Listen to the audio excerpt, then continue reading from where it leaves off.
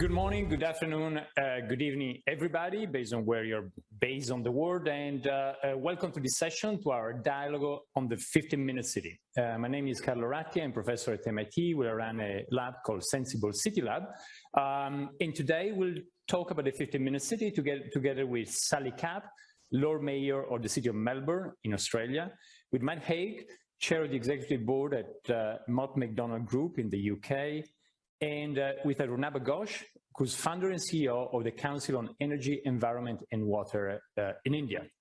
So just to begin, let's take a few minutes to talk about the 15-minute city. Well, the 15-minute city has been talked about a lot over the past couple of years, especially in circles dealing with planning, with urban planning, with cities, in government.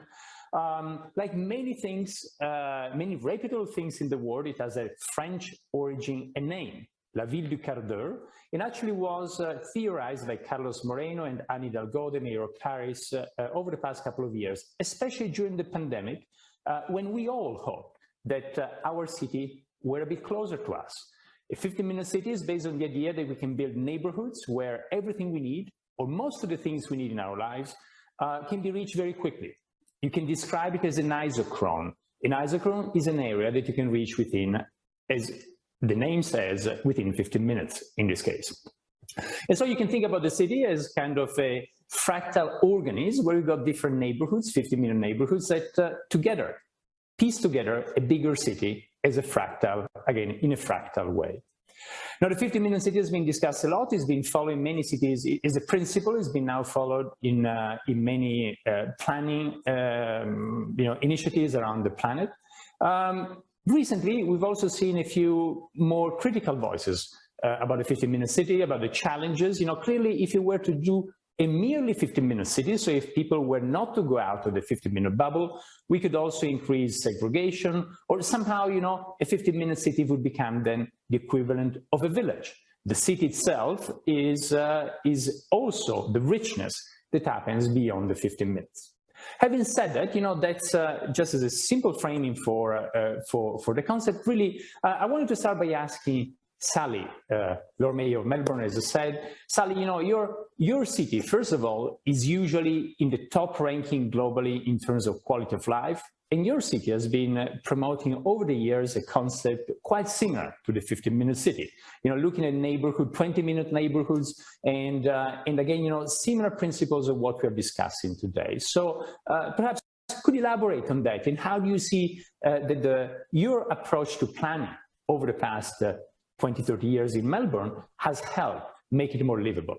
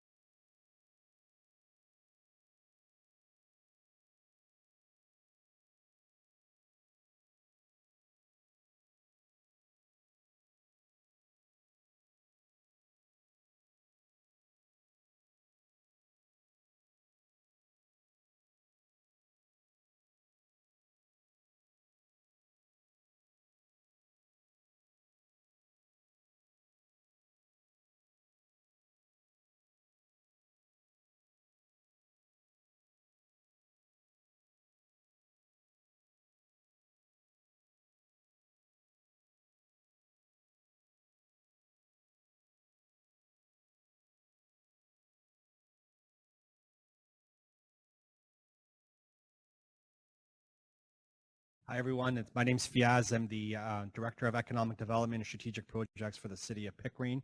My role with the city is not only economic development, but also strategic projects, which encompasses all major developments, residential and non-residential. Our philosophy at the City of Pickering is that residential growth helps bring employment growth, and employment growth helps bring residential growth. So we look at all aspects of growth happening across the city. Pickering is an exciting municipality to be a part of. By next year, this time we'll be one of the fastest growing cities in Canada. Right now, we'll probably be the biggest municipality in Durham region for sure. So really exciting times, and looking forward to having this chat with my colleagues. Okay, and I'll have you keep the mic maybe, and if each of you could talk a little bit about an example of successful regional collaboration and what made it successful. Sure. So thank you for the question. Collaboration comes with relationships. Our philosophy at the city, the philosophy that I talk to our departments about is the opportunity of having solid relationships, whether it's with your municipal colleagues or regional or provincial or federal. With the region of Durham, we have an amazing working relationship with Simon and his team and other departments at the region. But when it comes to economic development, we're the one department that has to talk to every department internally and other departments externally as well. We talk to the works people, we talk to the planners, we talk to community services. We had an amazing opportunity at the City of Pickering where we were able to open up employment lands with collaboration with the region of Durham from a servicing perspective, something that we had to think outside the box, bringing everyone into a room together and say, guys, we know the services are 5 years out, but how can we get the services there in 2.5 years? How can we work together? What external stakeholders do we need? What external parties do we need to get involved? What approvals do we need? And it was a collaboration where we got the region together, the provincial ministries together, and we were able to bring a Fortune 500 company to our 400 series highway on the 407 Innovation Corridor. It was an amazing opportunity, and I can tell you that since then, since 2017, we've opened up another 300 acres, and I'm proud to say in the past 6 months, we've actually landed 6,000 jobs within that corridor as well. So really exciting times. And the collaboration came when we talked about infrastructure. One of the least topics that's spoken about in economic development, in my opinion, but infrastructure is actually the difference maker for a lot of municipalities.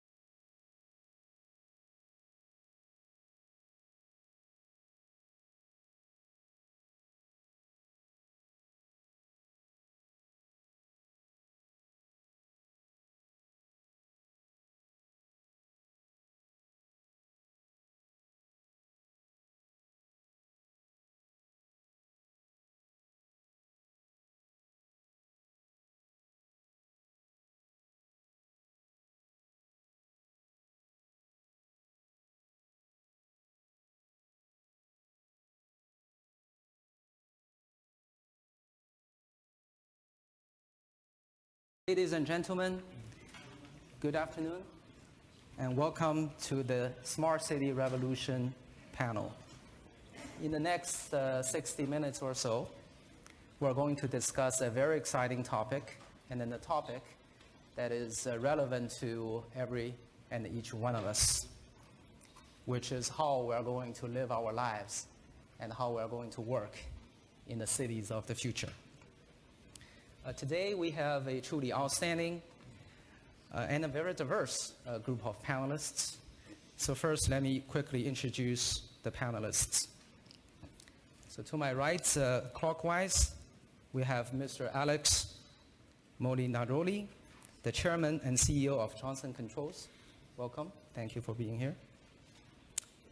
And then Ms. Sandra Wu, she's the Chairperson and CEO of Kokusai Kogyo. Good. I got that right. Mr. Liu Jiren, the Chairman and CEO of Newsoft, who develops software systems for many smart cities. Mr. Nick Allen, who is the non-executive chairman of Link Real Estate Investment Trust, who develops a lot of shopping malls for our cities in this part of the world. And last but not least, Mr. Thaddeus Arroyo, the CEO of Business Solutions and International from AT&T. Obviously, one of the largest telecom providers that make smart cities possible. So first, I'd like to spend just a couple minutes to set a stage about what we mean by smart cities.